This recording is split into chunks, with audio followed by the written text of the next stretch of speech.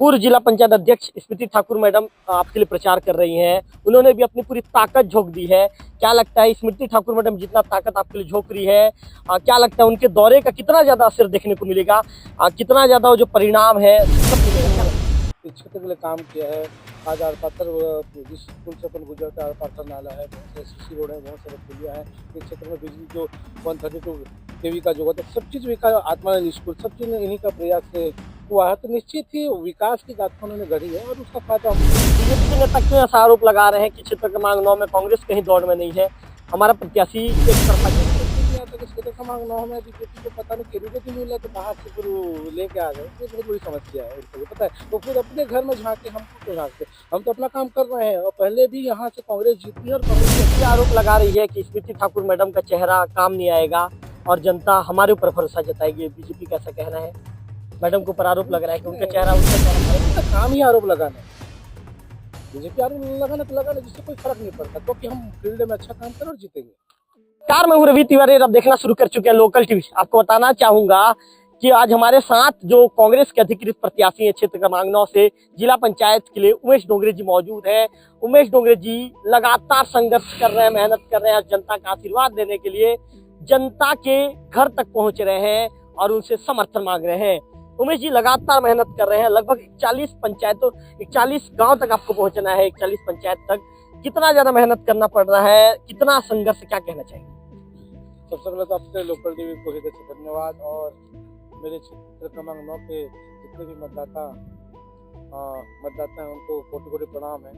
और जब आप किसी चीज़ को करने निकलते हैं ना, तो हर चीज़ों में संघर्ष होता है और चाहे कितनी भी पंचायत हो, वहाँ तक हमको जनता के बीच आना ही है, क्योंकि हम जन समस्याओं को लेकर जनता इस क्षेत्र के विकास के मैदान में आए हैं। तो वो चाहे कितनी भी पंचायत हो, रोड टू रोड कंपेयर करके पहुँचेंगे पूरा। उमेश जी ऐसा लग रहा है आज पहली बार इंटरव्यू आप दे रहे हैं, तो आप एकदम थके थके महसूस, ऐसा लग रहा है कि आप एकदम थक गए उमेश जी, क्योंकि जिस तरह की जो उत्सुकता आपके अंदर देखता हूँ मैं जवाब देते समय, उत्सुकता नजर नहीं आ रही है। क्या आप थक गए हैं? बिल्कुल भी नहीं, थकने वाले तो सवाल ही पैदा नहीं होता। और रही बात क्या है कि अब continue door to door campaign कर रहे हैं, लोगों को भी जाना रहता है, हर जगह हमको सभाएं करनी रहती है, तो ऐसा कोई थकने वाली बात नहीं। और रही बात जोश जोश और जज्बा है जो हमेशा मेरे को, जोश और जज्बा हमेशा है मेरे पास। उमेश जी गौरीशंकर कश्यप अधिकृत प्रत्याशी के तौर पर बीजेपी से आपके सामने खड़े हैं, अरुण ठाकुर खड़े हैं और भी करीब 9 लोग हैं। आपके साथ 12 प्रत्याशी इस चुनावी मैदान पर हैं। किस लेवल पे देखते हैं आप अपने आप को? क्या लगता है क्या इस चुनावी नैया को पार लगा पाएंगे? देखिए, मैं उनका काम वो कर रहे हैं और वो मेरा काम मैं कर रहा हूँ। रही बात मैं अब वो क्या कर रहे हैं नहीं कर रहे हैं मुझे नहीं पता। इतना है कि मैं काम अगर कर रहा हूँ तो जीतने के लिए कर रहा हूँ और निश्चित ही हम सबकी मेहनत काम आएगी और अपन जीतेंगे। पूर्व जिला पंचायत अध्यक्ष स्मृति ठाकुर मैडम आपके लिए प्रचार कर रही हैं। उन्होंने भी अपनी पूरी ताकत झोंक दी है। क्या लगता है स्मृति ठाकुर मैडम जितना ताकत आपके लिए झोंक रही है, क्या लगता है उनके दौरे का कितना ज्यादा असर देखने को मिलेगा, कितना ज्यादा वो जो परिणाम है सुखद मिलेगा? क्या लगता है आपको? बिल्कुल, उन्होंने जो इस क्षेत्र के लिए काम किया है। आज आर पाथर जिस पुल से अपन गुजरते हैं, आर पाथर नाला है, बहुत सारे सीसी रोड है, बहुत सारे पुलिया है। इस क्षेत्र में बिजली जो 132 केवी का जो होता है, सब चीज़ विकास आत्मानंद स्कूल सब चीज़ इन्हीं का प्रयास से हुआ है। तो निश्चित ही विकास की गाथा उन्होंने गढ़ी है और उसका फायदा मुझे निश्चित ही मिलेगा। बीजेपी के नेता क्यों ऐसा आरोप लगा रहे हैं कि क्षेत्र क्रमांक 9 में कांग्रेस कहीं दौड़ में नहीं है, हमारा प्रत्याशी एक तरफा जीत रहा है? मुझे तो ये समझ में नहीं आता कि क्षेत्र क्रमांक 9 में बीजेपी को पता नहीं कैंडिडेट ही नहीं मिला, तो बाहर से फिर लेके आ गए। ये बहुत बड़ी समस्या है उनके लिए पता है। वो खुद अपने घर में झांके, हमको क्यों झांकते? हम तो अपना काम कर रहे हैं और पहले भी यहाँ से कांग्रेस जीती है और कांग्रेस के अध्यक्ष बनी है। तो उनके सोचने वाले विचार है, हमारे लिए कुछ भी नहीं है। उनके नेता उनके खिलाफ खड़े हैं। हाँ, क्या बोलना चाहिए? उमेश जी आज हड़बड़ी क्यों है? एक दो सवाल और पूछ लेता हूँ उमेश जी, एकदम हड़बड़ा। मैं समझ रहा हूँ कि आपको किसी कार्यक्रम में जाना है, ज्यादा नहीं, आपसे 2 सवाल और पूछूंगा फिर आप निकल जाना।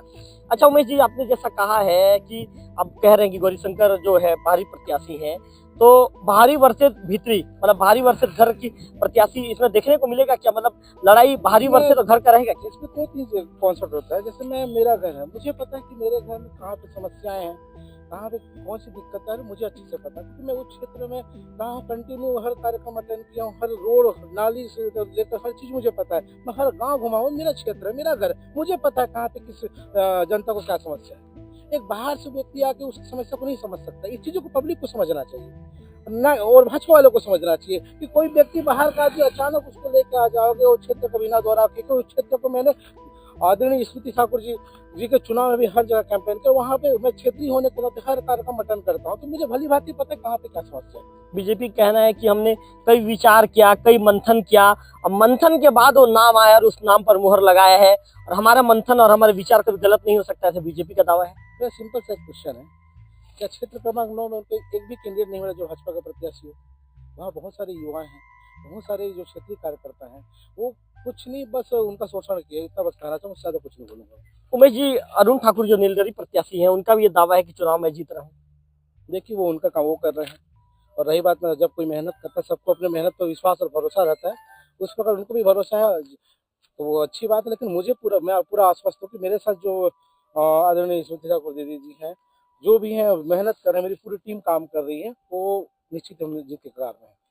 बीजेपी ये आरोप लगा रही है कि स्मृति ठाकुर मैडम का चेहरा काम नहीं आएगा और जनता हमारे ऊपर भरोसा जताएगी, बीजेपी का ऐसा कहना है। मैडम के ऊपर आरोप लग रहा है कि उनका चेहरा काम नहीं आएगा।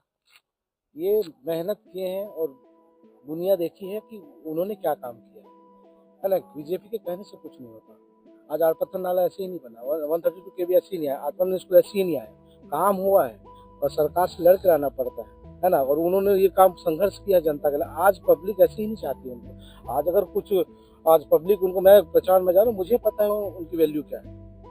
अब हर किसी को संतुष्ट नहीं किया जा सकता, हो सकता है कुछ लोग नाराज होंगे, तो इसका तात्पर्य नहीं है कि वहाँ का मतलब बीजेपी ऐसा आरोप लगा रहे, भाई लोग आरोप नहीं लगा रहे। बीजेपी का काम ही आरोप लगाना है।